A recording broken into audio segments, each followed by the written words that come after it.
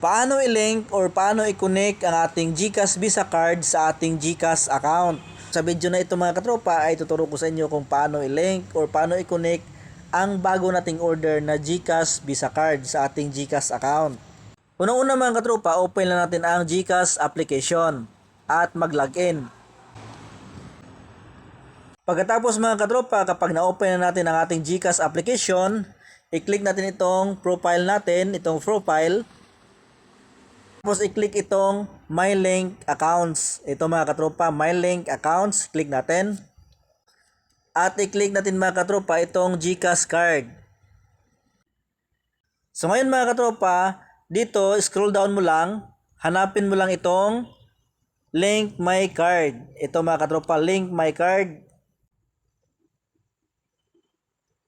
At dito mga katropa, hintayin lang natin ang authentication code. 6-digit authentication code isi-send sa atin ng GCash. So ngayon mga katropa, kapag may mag-text na, i-enter mo dito ang 6-digit code na sinend sa'yo ng GCash. Tapos i-click mo ang submit. Nakalagay dito, enter your card information. At dito naman mga katropa, i-click mo lang. Tapos nakalagay dito, last 4-digit of card. So enter mo mga katropa ang last 4-digit card number. Okay, makikita mo ito mga katropa sa likod ng inyong Visa card. So dito mo makikita mga katropa ang card number. At i-enter mo dito mga katropa last 4-digit of card. Tapos kapag na-enter mo na, scroll down mo lang at dito naman sa virtual account number. Dito mga katropa, enter mo ang virtual account number. Makikita mo rin ito sa likod ng inyong card.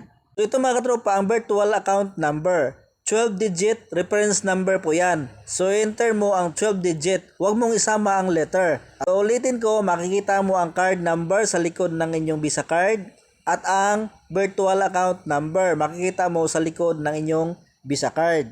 Pagkatapos kapag nalagay mo na mga katropa, i-click mo itong next. Pagkatapos sa next mga katropa, gumawa kayo ng inyong sariling PIN. PIN ng inyong bagong Visa card. 6-digit po yan. Kayo mismo gumawa ng 6-digit PIN sa inyong bagong Visa card.